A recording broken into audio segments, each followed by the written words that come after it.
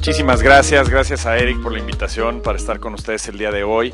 Y lo que voy a hacer es platicarles un poco lo que es la historia del Telecán, lo que renegociamos, por qué lo hicimos, cuáles fueron los principales retos y sobre todo enfocado, por supuesto, al sector agropecuario, la importancia que reviste el tratado como una plataforma de exportación para los productos agropecuarios mexicanos.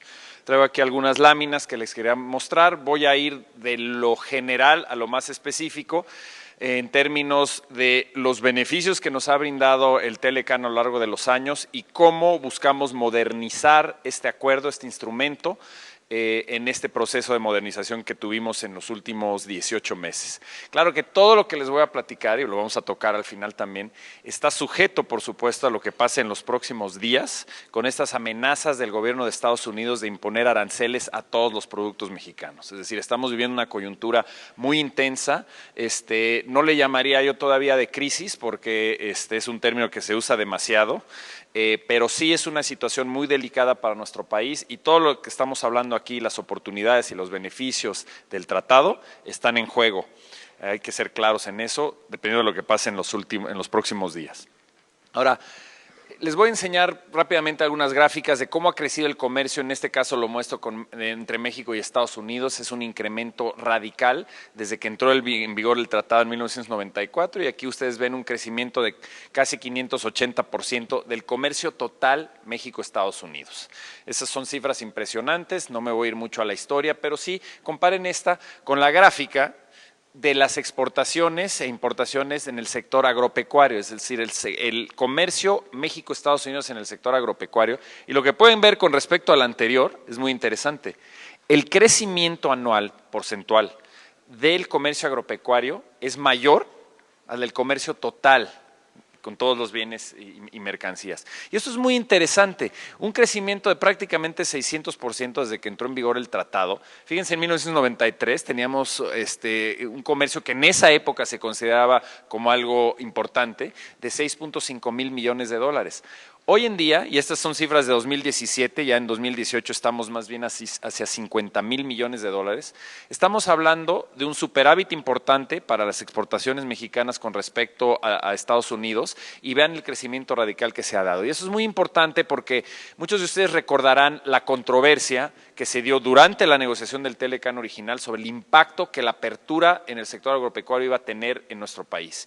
Y aquí lo que estamos viendo es una historia de éxito muy importante. Me voy al detalle de los productos que han tenido éxito, pero esta es una de las historias de éxito. Y cuando entramos a la dinámica de modernizar y renegociar el tratado, por supuesto el sector agropecuario era uno de los puntos fundamentales que teníamos que defender porque estaba también bajo ataque. Y les voy a explicar por qué.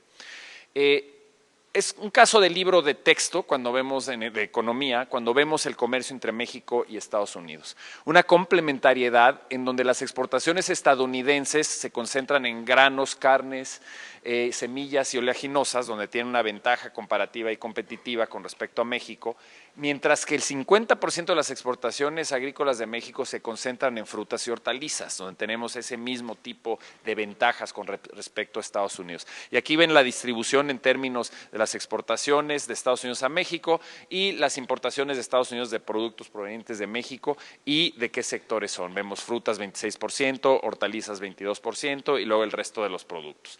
Pero es muy interesante saber, esta gráfica la utilizábamos mucho en Estados Unidos cuando nos tocaba ir a explicar básicamente que México, y lo hicimos a lo largo de año y medio, que México no es aquel país que el presidente Trump o el candidato Trump en esa época decía que éramos. Somos un país exitoso, un jugador mundial en materia de comercio internacional y del cual Estados Unidos depende enormemente, en toda la gama de productos, pero sobre todo en el sector agropecuario. Como productos que ellos nos venden, es decir, como mercado de exportación de 33 de los 50 estados de la Unión Americana, México está entre los primeros 2 o 3 mercados de exportación y en muchos de ellos somos el primer destino de sus exportaciones agropecuarias. Y por otro lado, vean la lista de productos que se consumen en Estados Unidos y qué porcentaje proviene de México. 8 de 10 aguacates, 9 de 10 papayas. Muchos de ustedes que están en el negocio conocen estas cifras, pero es importante verlos de un punto de vista macro de la dependencia, las sinergias y complementariedades que se dan entre el mercado de Estados Unidos y México. Entonces, lo que estamos defendiendo en la negociación, en el proceso de renegociación, es justamente preservar este acceso preferencial para los productos frescos mexicanos. Cuando hablamos de integración económica, grandes términos económicos y demás, ¿en qué se traducen? Mucha gente piensa en el sector automotriz, en el aeroespacial, manufactura avanzada. La realidad, como ustedes bien saben, es que hay un grado muy importante de integración en el propio sector agropecuario. Y aquí el ejemplo que nos gusta dar es en cárnicos, donde Estados Unidos exporta 6.5 mil millones en granos, semillas, oleaginosas y alimentos que entran a México y que en su gran mayoría se van a la producción de ganado bovino, porcino y avícola, mientras que México está exportando 727 millones de ganado en pie a los Estados Unidos. Hay un movimiento de genética de Estados Unidos que viene a México. Nacen aquí los becerros, cruzan a pie a Estados Unidos, se terminan allá y la carne que resulta de estos procesos se consume en Norteamérica, en los 3 países de Norteamérica y se exporta a diversas partes del mundo. Estamos viendo una integración muy importante donde México representa el 20% de las exportaciones totales de carne de Estados Unidos y contribuimos asimismo con casi el 40% de las importaciones totales de bovinos de Estados Unidos. Hay un socio por ahí del Telecán que muchas veces pasa desapercibido porque nos enfocamos tanto en Estados Unidos por el tamaño del mercado, por el hecho de que más del 80% de nuestro comercio se concentra en Estados Unidos, que perdemos de vista a Canadá y las oportunidades que representa. Este es un país con el cual el comercio ha crecido más de 9 veces desde que entró en vigor el Tratado de Libre Comercio de América del Norte en el 94. Desde que tenemos TLC se ha multiplicado más de 9 veces el comercio, pero hay que tomar en cuenta otra cosa. Si bien es un país que tiene 10 veces menos población que Estados Unidos, es un país que en diversas de sus provincias tiene un PIB per cápita, es decir, un poder de compra superior al del promedio de Estados Unidos. Y su vocación productiva es similar a la de Estados Unidos. Entonces, lo que vemos en términos de intercambio en el sector agropecuario, en términos de México y Canadá, es similar al de Estados Unidos en términos de la mezcla de productos, pero lo que estamos viendo en realidad, en términos de comercio total, es únicamente la punta del iceberg. Es decir, no perdamos de vista las grandes oportunidades que representa el mercado canadiense, además del estadounidense, y eso es muy importante. Ahora, a menudo me preguntan, ¿por qué nos sentamos a negociar con Trump? Simplemente porque en su campaña salió atacando a México y a China también, y eso le sirvió para llegar a la presidencia y generó presión política. ¿Fue nada más por eso? Y la razón es otra. En realidad, México ya se había involucrado junto con Canadá y Estados Unidos, bajo la administración Obama, en un proceso de modernización de nuestro tratado, que ya tenía 25 años. ¿Cómo lo estábamos haciendo? A través de la negociación transpacífica. 12 países entre Asia y América y las Américas negociando un tratado de libre comercio, en esa época el más ambicioso del mundo. Entonces, lo que buscábamos hacer era abrir mercados en Asia, que lo hicimos, 6 nuevos mercados para tratar en materia de acceso preferencial, y al mismo tiempo, como estábamos los 3 países norteamericanos, ahí modernizar el tratado. Pero ustedes saben qué pasó, llegó Trump al poder y su primer acto de gobierno fue salirse del TPP, porque no tenía nada que perder, no estaba en vigor todavía, no era claro las pérdidas que tendría, como las tendría si se sale unilateralmente del Telecán. Entonces se sale del TPP, nosotros continuamos con el TPP, 11 países y se ratificó y está en vigor, pero necesitábamos ver mecanismos para modernizar el tratado. Entonces estuvimos de acuerdo en sentarnos con Estados Unidos, pero con una lógica diferente, una lógica que compartía Canadá, que era construir sobre 25 años de libre comercio exitoso, mientras que Estados Unidos llegaba a la mesa diciéndonos, el tratado no ha funcionado para Estados Unidos, hay un daño por resarcir.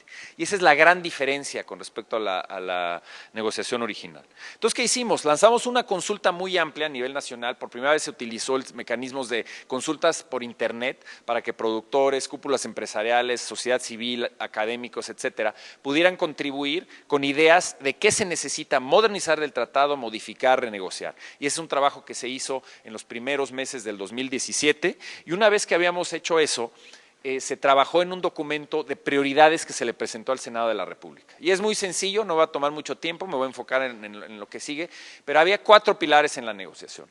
1, no tener retrocesos. El tratado ha funcionado que permanezca lo que ha funcionado. No regresemos a comercio administrado, imposición de aranceles, creación de nuevos obstáculos técnicos al comercio, fortalezcamos la competitividad. Punto número 1. Punto número 2, lo que mencionaba yo de la modernización. Un tratado que llevaba 25 años de vigor, pues obviamente necesitaba modernizarse para reflejar las nuevas disciplinas de la economía global. Cuando se negoció el TLC original, el comercio electrónico era ciencia ficción. Recordarán los primeros celulares, que eran del tamaño de una caja de zapatos. Pues eso es lo que teníamos en materia de tecnologías de la información, apenas empezando. Los avances tecnológicos en materia de telecomunicaciones, energía, biotecnología agrícola, biotecnología médica, todo eso se tenía que reflejar en nuevas disciplinas en el tratado y entonces el enfoque era meter nuevos capítulos que modernicen. Y hay un aspecto muy importante que es el pilar número 3 y por eso está en rojo, es hacer del comercio internacional un instrumento más incluyente y responsable. Y aquí hay un poco de autocrítica. Los 3 gobiernos, o por lo menos el gobierno de México en sus prioridades, establecía que necesitábamos ver otras disciplinas que a lo mejor hace 25 años no se consideraban tan importantes. Temas de cómo internacionalizar a las pymes. Por supuesto, en un país donde 95% de nuestras empresas no son pequeñas y medianas, son micro y pequeñas, tienes que encontrar la manera de que aprovechen los tratados de libre comercio. Entonces, se creó un capítulo sobre pequeña y mediana empresa. Impulsamos disciplinas de género para empoderar a ese 51% de nuestra población económicamente activa, es un factor esencial en la competitividad.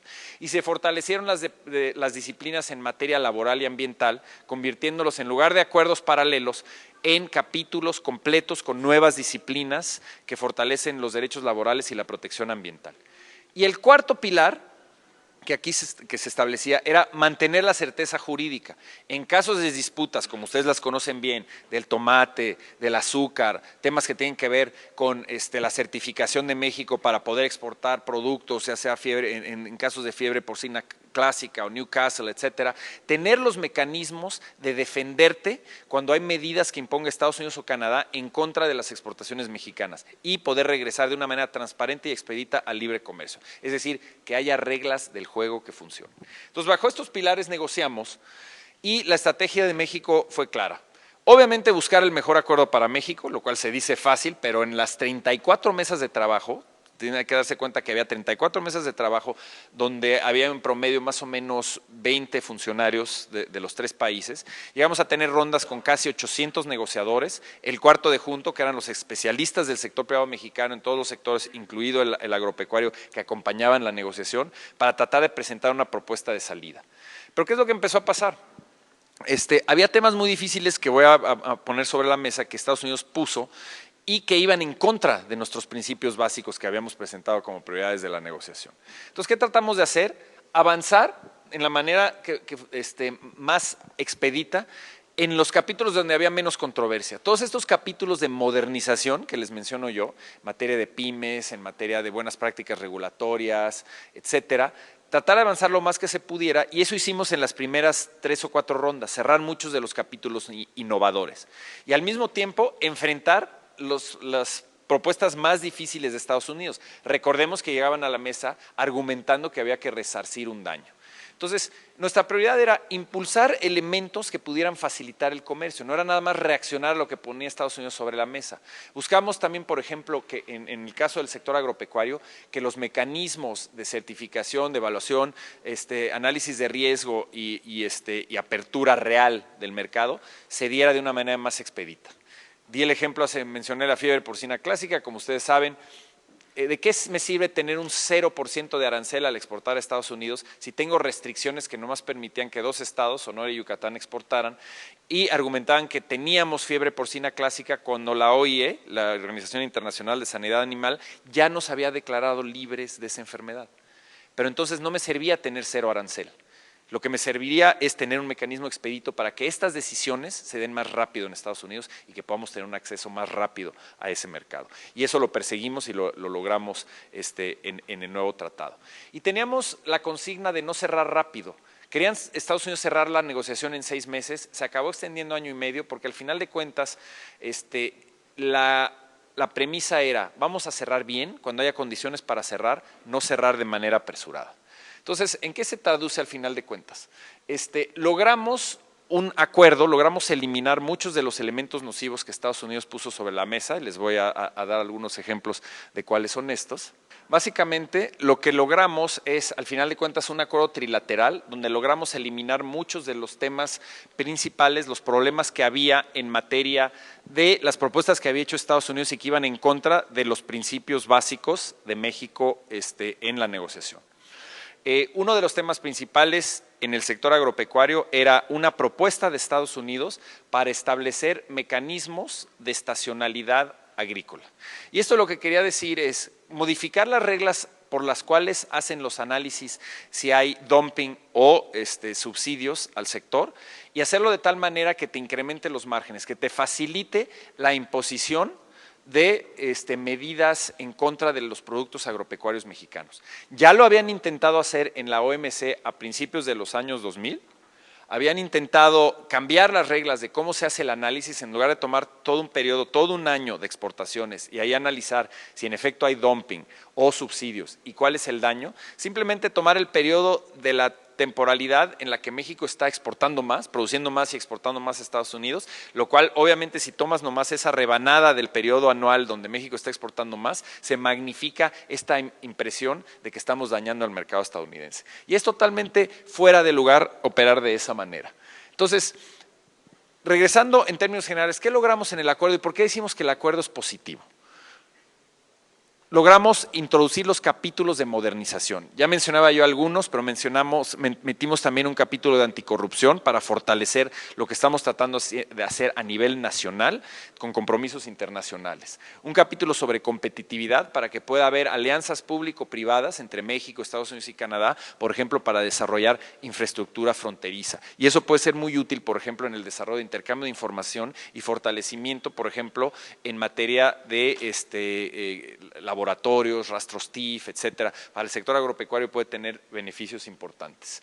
En los temas más difíciles, y eso simplemente como cultura general, porque sé que no es un tema del sector agropecuario, se lograron resolver los temas más difíciles en el sector automotriz, donde Estados Unidos quería forzar que hubiera más inversión y producción en Estados Unidos. Logramos un acuerdo donde si bien se hacen más estrictas las reglas en América del Norte, no se causa desinversión y se genera también una situación en la que estamos excluidos de cualquier medida de seguridad nacional, como las que tomaron en acero y aluminio, si la toman en el sector automotriz. México y Canadá son los únicos países que quedarían excluidos. Y se mantiene el mecanismo de solución de controversias, y eso es muy importante.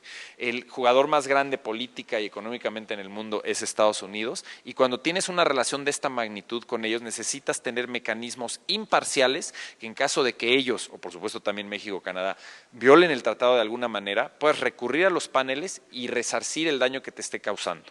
Y eso era muy importante preservarlo y Estados Unidos quería eliminarlo. Era uno de los mecanismos que quería eliminar del tratado y pues no nos dejamos junto con Canadá y se mantuvo. Pero el tema muy importante es lo de estacionalidad agrícola. Ahí Estados Unidos pues quería cambiar las reglas y quería facilitar por razones políticas y favorecer a estados en particular, principalmente el estado de Florida, para hacer más fácil y que proliferaran los casos antidumping en contra de México. Eso lo peleamos, no se permitió, de hecho se mantuvo los mecanismos del TLCAN en materia de remedios comerciales, por ejemplo, si ellos nos impusieran por alguna razón alguna salvaguardia o un mecanismo como lo que hicieron con las medidas de seguridad nacional. México interpreta en el tratado existente y también en el TEMEC que tenemos derecho de una compensación inmediata, es decir, podemos tomar represalias inmediatamente por el monto en que nos afectaron en los productos que nosotros escojamos. Y eso fue muy importante. Se echó para atrás el concepto de estacionalidad agrícola. No se ha muerto del todo, porque en el Congreso de Estados Unidos el senador Rubio de Florida está impulsando una iniciativa de ley en ese sentido, que se va a tener que rechazar. El problema es que si aprueban esa iniciativa de ley, es automáticamente violatoria de sus compromisos en la Organización Mundial del Comercio y detonaría cualquier cantidad de paneles, no solo de México, sino de todos los países que exportan productos agropecuarios a Estados Unidos. Entonces, ¿qué es lo que se logró en concreto? Y obviamente no les voy a recitar todo el capítulo de agricultura del TEMEC, el Tratado México-Estados Unidos-Canadá, pero sí les puedo decir que se reiteraron, se reafirmaron los principales conceptos que ya venían en el TLCAN, y se fortalecieron muchos otros que son de gran importancia para el sector.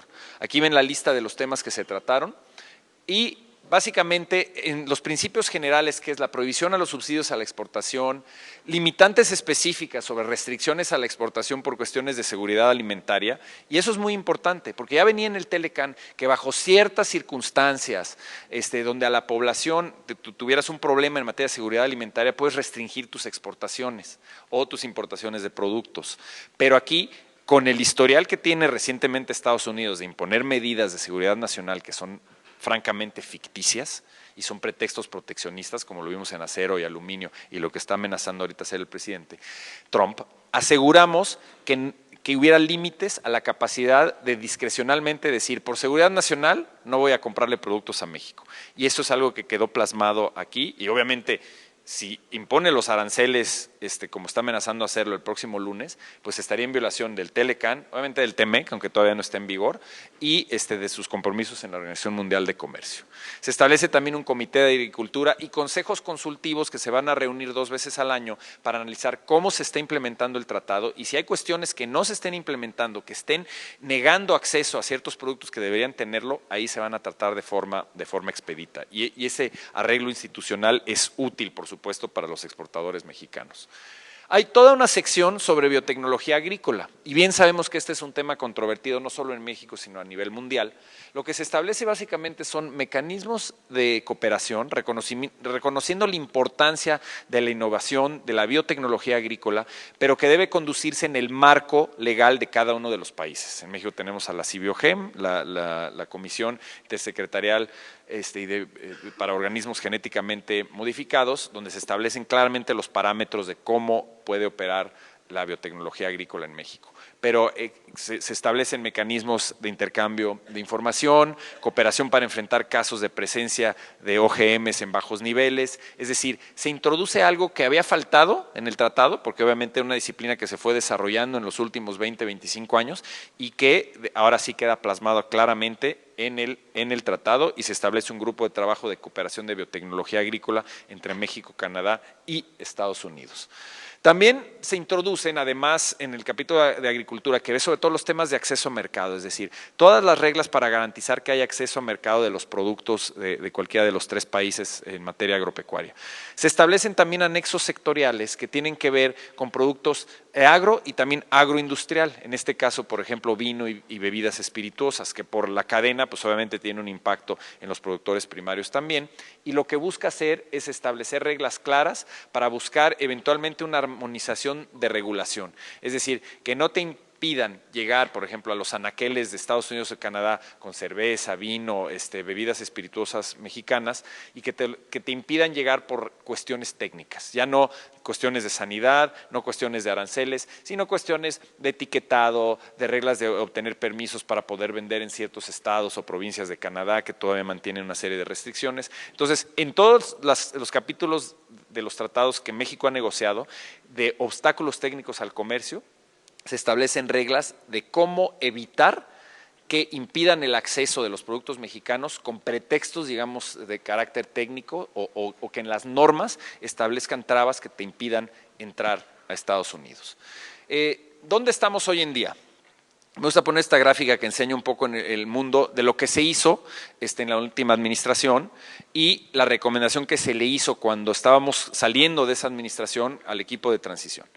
México logró algo que ningún país había hecho, que es al mismo tiempo modernizar el Tratado de Libre Comercio de América del Norte, modernizar el tratado que tenemos con Europa, el Telecuem, y al mismo tiempo cerrar y ratificar el Acuerdo Transpacífico, mientras que negociábamos con la Alianza del Pacífico y estábamos en pláticas con Brasil y Argentina. La recomendación que se le hizo al gobierno entrante fue la siguiente.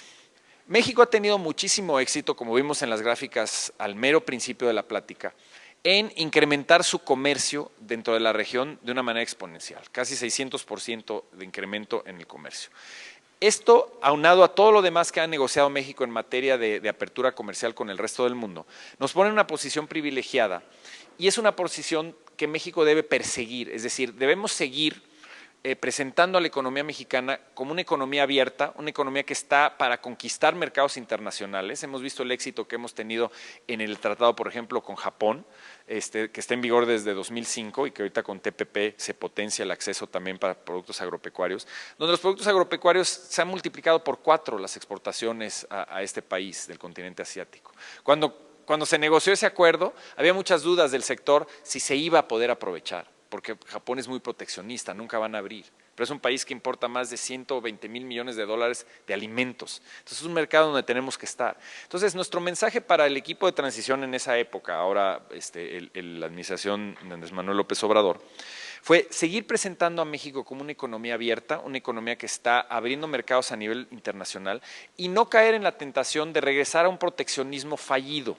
Lo estamos viendo en los países desarrollados, una especie de regreso a esos esquemas que cuestionan digamos, las bondades de tener una economía abierta. Lo estamos viendo en el propio Estados Unidos, lo vemos en Europa con el Brexit. Muchas de las economías de Europa del Este empiezan a cuestionar los beneficios de tener una economía de mercado, y eso es muy peligroso, porque nosotros ya pasamos por eso en los 70s en México y tuvimos una de las peores crisis de nuestra historia. Entonces, si ustedes toman en cuenta que hoy en día, por ejemplo, hay pronósticos del Banco Mundial y del Fondo Monetario internacional que señalan que México para el año 2050 podría convertirse en una de las 7 economías más grandes del mundo. ¿Por qué lo hacen? Porque ven nuestro potencial productivo, nuestro posicionamiento internacional en materia de comercio internacional, el potencial de las reformas estructurales y a lo que nos pueden llevar, pero obviamente alcanzar esos niveles en 2050 no va a salir o no se va a dar de manera automática. Se requieren las políticas públicas correctas, tanto en la parte internacional como en la parte doméstica. O sea, no voy a decir que los tratados de libre comercio, nomás porque en eso me tocaba trabajar, resuelven todos los problemas de un país en materia de desarrollo económico. Son parte de un engranaje, ayudan de manera considerable. Ustedes vieron las cifras de incremento. Ahora debemos hacerlo más incluyente, por supuesto, y eso se está tratando de hacer. Pero sí ayudan. El cerrar la economía mexicana sería un regreso al pasado y sería un grave error. Entonces, lo que estamos diciendo es, sigamos presentando a México como una economía abierta, sigamos conquistando mercados internacionales, y para los productos agropecuarios mexicanos, de verdad hay un potencial tremendo. En Estados Unidos es un mercado que sigue creciendo. En Canadá ya vimos cómo, en mi opinión, estamos viendo nada más la punta del iceberg de lo que puede ser. El tratado, la modernización con el tratado con Europa abre lo que antes estaba nomás abierto entre 60 y 65% del comercio agropecuario entre los dos países. Ahora lo abre a un nivel de 95% y los productos más sensibles se van a 10 años de desgravación, pero vamos a tener una posibilidad de entrar a un mercado de 28 países con productos donde antes no podíamos entrar. Entonces, ese es el mensaje el día de hoy. Hay grandes oportunidades, hay que meterse a aprovechar las oportunidades que brindan los tratados, por supuesto obviamente el TEMEC, que estamos en un proceso donde los 3 países deben considerar su ratificación, y por supuesto este gran nubarrón que viene siendo la disputa que estamos viendo hoy en día, donde el presidente Trump está erróneamente mezclando el tema migratorio con el tema comercial. Es decir, está amenazando a México con violar el tratado y sus compromisos en la Organización Mundial de Comercio, imponiendo 5% de arancel a todos los productos, y se van a ir incrementando los aranceles cada mes si México no toma una serie de medidas en materia migratoria. Hemos estado muy involucrados con diversos clientes, con el propio gobierno, platicando sobre diversos enfoques que se debe tomar, y es el momento en que México tome una postura enérgica y diga claramente que el hacer esto violaría el tratado y pondría en tela de juicio la posibilidad de que se ratifique el TEMEC. Y eso es algo que le pega muy fuerte a Estados Unidos. Es decir, ellos tienen muchísimo que perder, porque los productos mexicanos, como ya lo vimos, depende el consumidor estadounidense de nuestros productos, y también dependen en otros sectores de los insumos que llegan de México para complementar su producción y hacerlos competitivos. Y al mismo tiempo, México es el mercado principal de productos del campo para Estados Unidos. Entonces, aquí entrar en una guerra comercial sería una situación perder, y esperemos que recapaciten en ese sentido. Hasta aquí la plática, y me gustaría dialogar con ustedes y escuchar sus preguntas y comentarios. Muchísimas gracias.